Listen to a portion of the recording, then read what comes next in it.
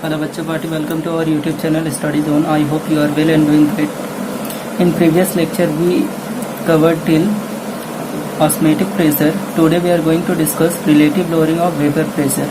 हम लोगों ने पिछले लेक्चर में कवर कर लिया था ऑस्मेटिक प्रेशर तक. आज हम लोगों को देखना है कि relative lowering of vapour pressure क्या होता है. ये सारी चीज़ अभी हम डिस्कस करेंगे. इसमें क्या क्या चीज़ें आती हैं. हम ये पहले ही ये टॉपिक पढ़ चुके हैं कि relative lowering of vapour pressure क्या होता है. जब हमने फैक्टर्स पढ़ा था कि हमने जब सॉल्यूट को ऐड किए थे तो हम लोगों ने देखा था कि क्या क्या चीज़ उस पर फैक्टर्स अफेक्ट हो रहा था.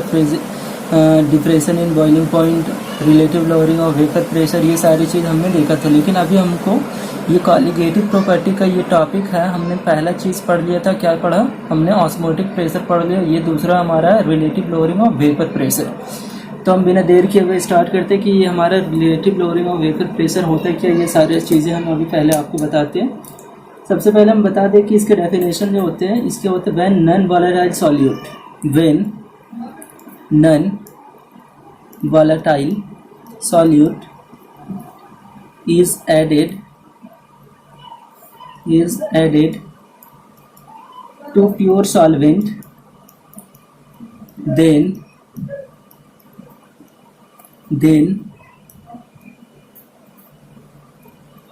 vapor pressure VP हमने लिखा. VP का मतलब vapour pressure decreases. The decrease in vapor pressure is called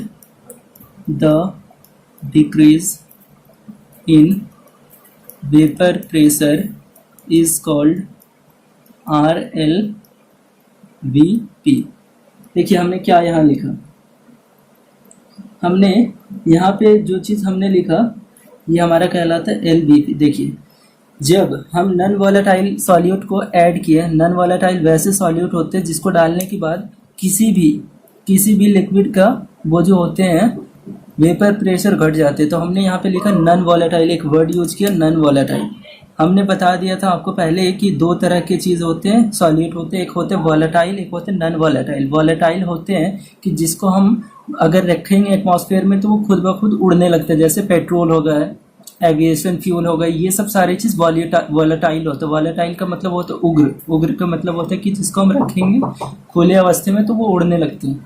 तो जब हम वोलेटाइल सॉल्यूट को ऐड करते हैं तो उसके क्या होते हैं, तो प्योर सॉल्वेंट में जब हमने ऐड किया, प्योर सॉल्वेंट में क्या वोलेटाइल सॉल्यूट को, तो हमारा क्या होता है वेपर प्रेशर जो होते हैं वो डिक्रीज होते हैं, घटने लगते हैं. और वो जो डिक्रीज ऑफ वेपर प्रेशर होता है उसी को हम कहते हैं लोअरिंग ऑफ वेपर प्रेशर. क्या कहते हैं? Lowering of vapour pressure, LVP.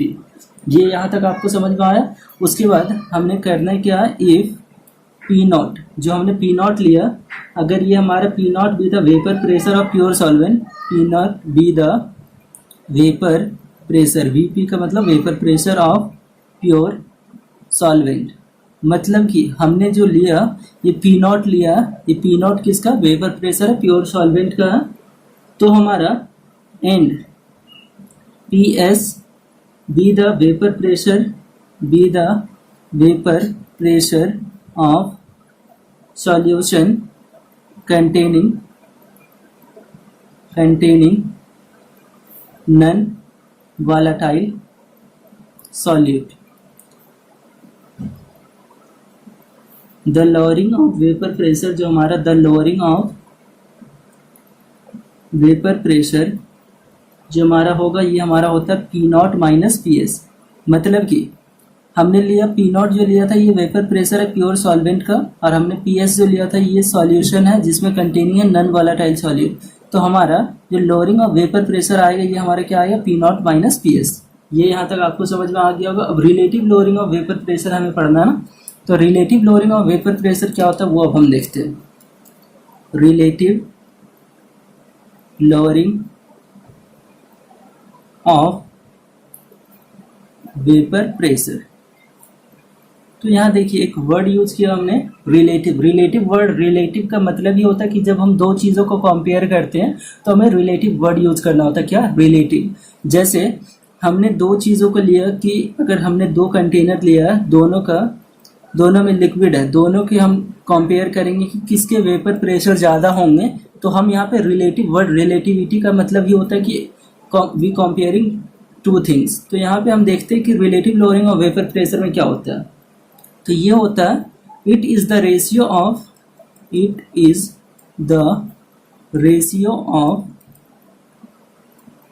lowering of vapor pressure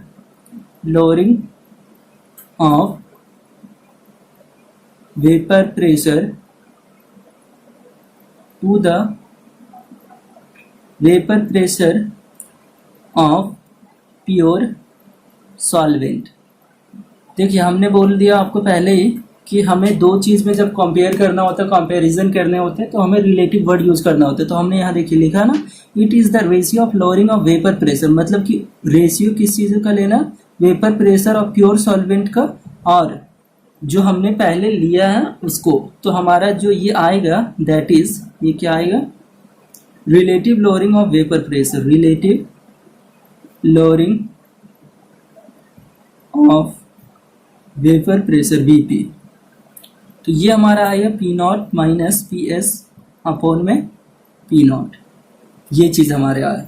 उसके बाद Rawls law for containing non volatile solid, हमें पढ़ना था कि हमने पहले देख लिया था कि रॉल्स लॉ जिसमें नॉन वॉलेटाइल सॉलिड कंटेन रहते हैं उसके लिए क्या, किस तरीके से वो फैक्टर इफेक्ट करते हैं, वो सारी चीज़ अभी हमें देखना है। तो हमें देखना क्या चीज़ है, Rolle's law for solution containing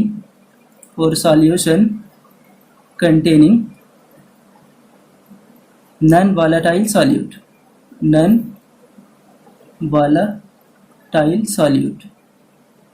तो देखिए हमें अब देखना है कि रॉल्स लॉ क्या इफेक्ट करते हैं वैसे सॉल्यूशन पे जिसमें नॉन वॉलेटाइल सॉल्यूट ऐड हो, जिसमें ये चीज़ ऐड हो।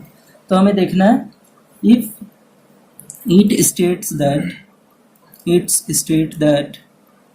the relative lowering of vapor pressure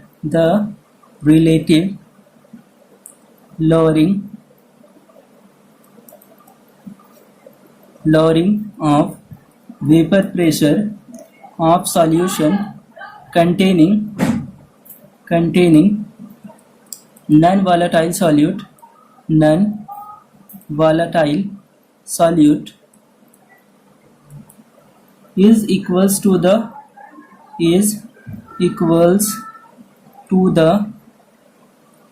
mole fraction of solute present in the solution। तो देखिए हमने यहाँ पे जो लिखा इसके मतलब क्या है, यहाँ जो हमने लिखा इट स्टेट्स दैट, ये क्या बताता है, relative lowering of vapour pressure, जो रिलेटिव लोअरिंग वेपर प्रेशर होंगे किसके, सॉल्यूशन के, जिसमें कंटेनिंग है नॉन वॉलेटाइल सॉलिड, वो किसके बराबर होंगे, mole fraction of solid present in the solution, मतलब कि मोल फ्रैक्शन के बराबर होंगे।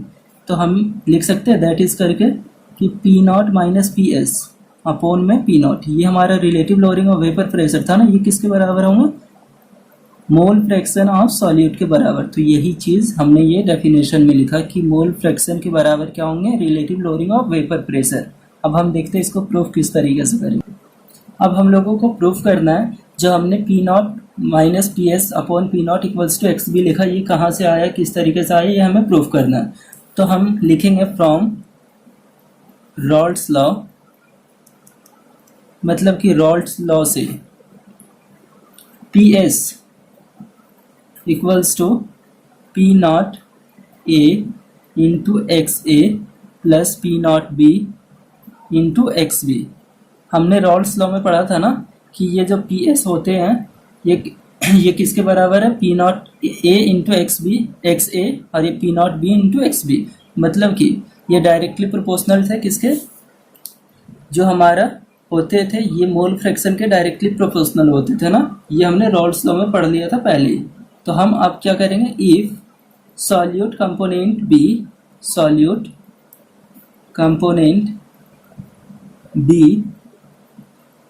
इज नॉन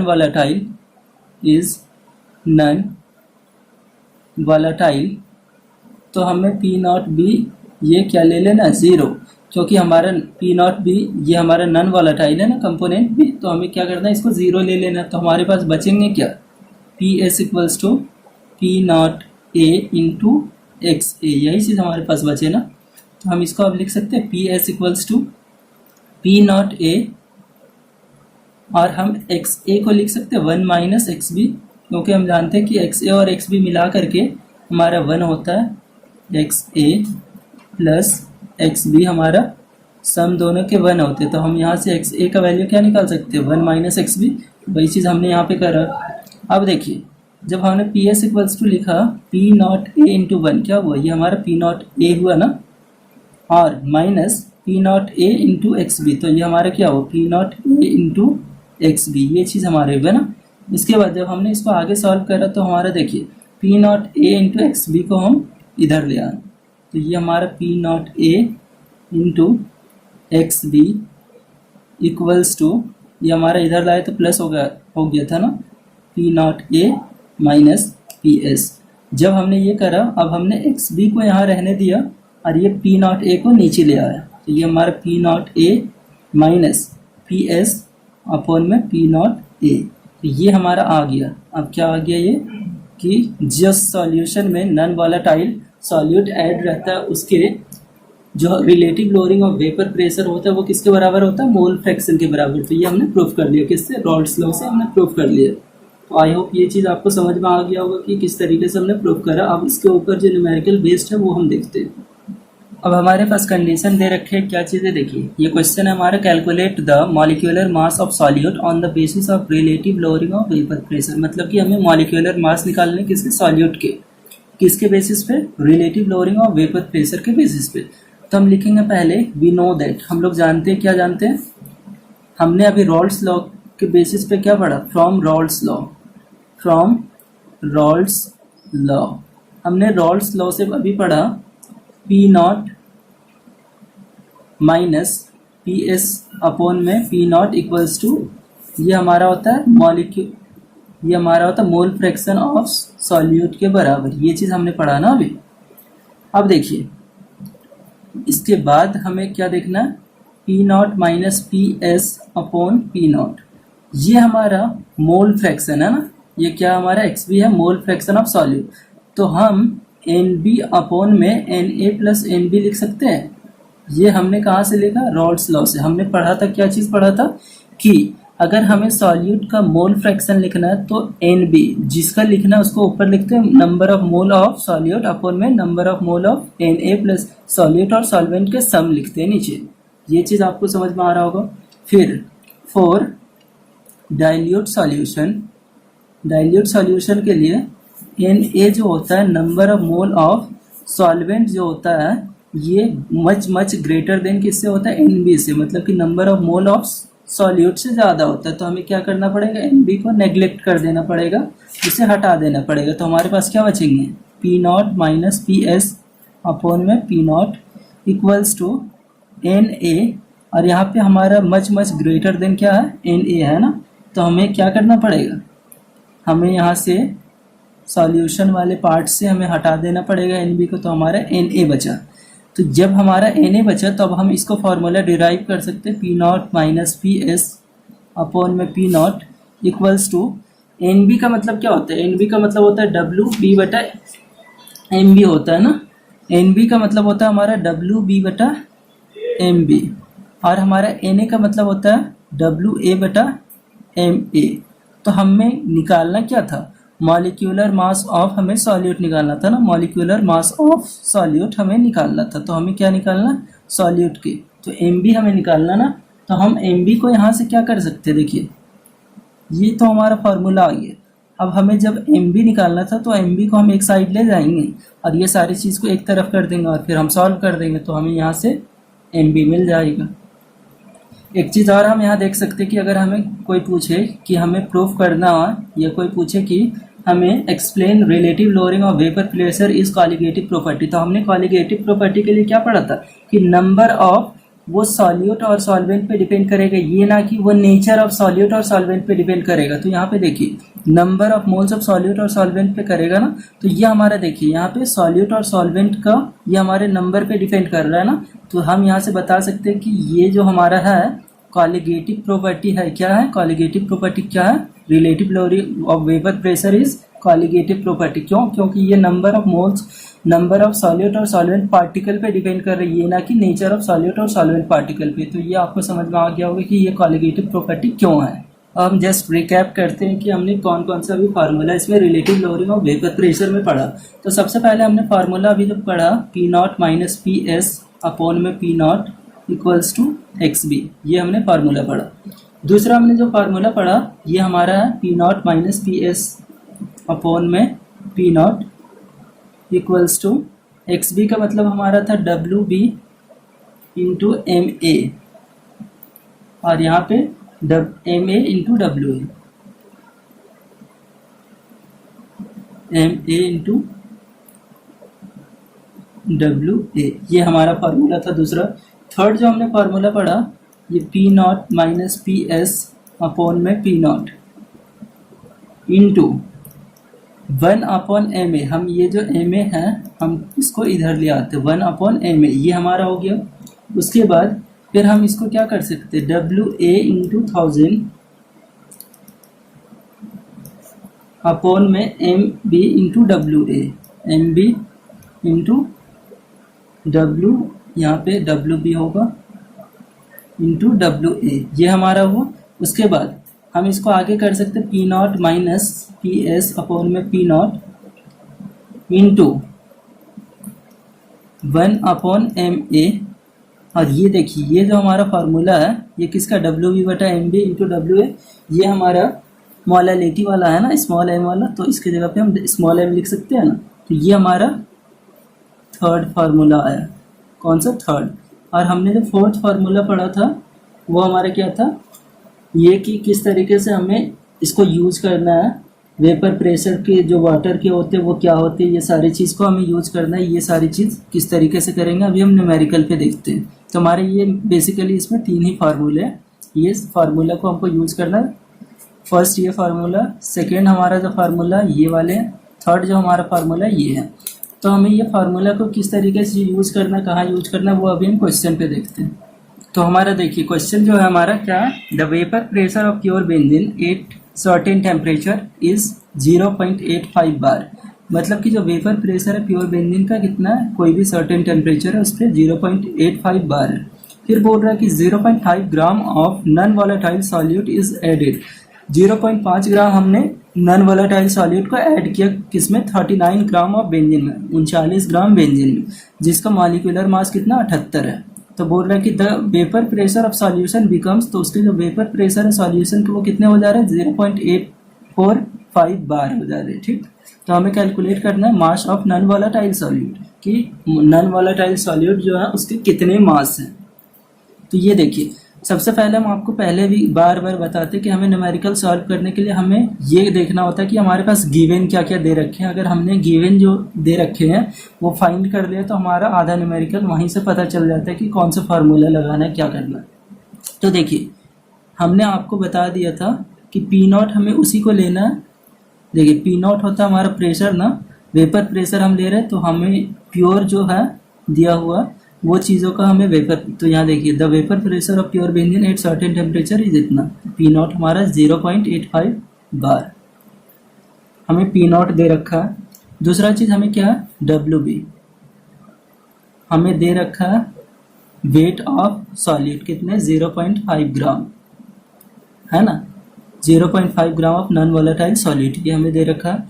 फिर हमें और क्या दे रखा है, MB हमें फाइंड करना है, मॉलिक्यूलर वेट ऑफ सॉल्यूट, ये हमें फाइंड करना है, वी हैव टू फाइंड। उसके बाद और हमारे पास क्या दे रखा है, WA हमारा 39 ग्राम है ना, is added to 39 gram of benzene, ये 39 ग्राम हमारा है, समझ में आई बात।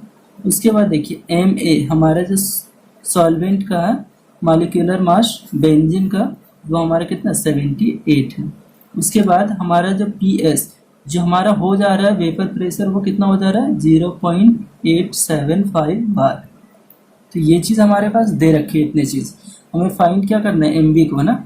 तो हमें फार्मूला पता है, देयरफॉर हमें फार्मूला क्या पता है, P0 माइनस PS अपॉन में P0 इक्वल्स टू WA, ये WB बटा MB इंटू WA, और ऊपर में हमारा MA होता है ना। तो हमारे पास जो जो चीज़ दिए हुए वो हम पुट कर देते हैं। पी नॉट हमारा कितना है 0.85 है ना, माइनस पी एस हमारा क्या है 0.875 है ना, ये हमने कर दिया। पी नॉट हमारा क्या है 0.85 है ना, ये हमने पुट कर दिया। इक्वल्स टू डब्ल्यू बी हमारा क्या दे रखा है 0.5 ग्राम है ना, लिख दिया हमने।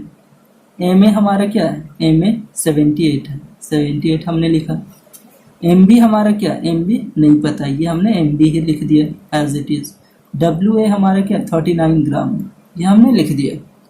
इतने चीज़ को हमने लिखा। उसके बाद फिर हमें करना क्या वो देखते हैं। फिर हमें ये करना है कि हमें 0.85 में से ये माइनस करने हैं। तो जब हमने ये माइनस करा तो हमारे पास बचेंगे 0.009 और नीचे में हमारा 0.85 ये एज इट इज़ रहा। और देखिए ये 39 टू ज़ा कितने होते हैं, 39 टू ज़ा 78 होंगे ना, तो ये हमने 2 टाइम्स में काट दिया। उसके बाद ये देखिए ये हमारा कट चुका है। उसके बाद 0.5 हमारे ये जब हमने पॉइंट को यहाँ से हटाया तो हमारा नीचे क्या आएगा 10 आएगा ना, ये 2 5 ज़ा 10, ये 5 से ये 5 कैंसिल हुआ। समझ में आई बात आपको। तो हमारे पास यहाँ बचे क्या, कुछ बचे नहीं। तो ऊपर में 1 है, नीचे एम बी है हमारा, तो हमने एम बी को इसके साथ मल्टीप्लाई कर दिया। तो एम बी को हमने रहने दिया इधर और ये चीज़ को हमने ऊपर ले गया 0.85 और ये हमने नीचे ले आया 0.009 को। और जब हमने पॉइंट को ये हटाया तो ऊपर 2 डिजिट था, नीचे 3 डिजिट था, तो नीचे एक ज़्यादा तो ऊपर एक 0 से मल्टीप्लिकेशन होगा। और जब हमने इसको सॉल्व करा तो हमारा सॉल्व करने के बाद देखिए हमारा 850 है ना ऊपर और नीचे 9 है, तो 9 से 81 हो जा रहा है। तो हमें 8 बार में करना है, तो 9 8 72 होता है ना, 9 8 72 ये हमारा हो रहा है।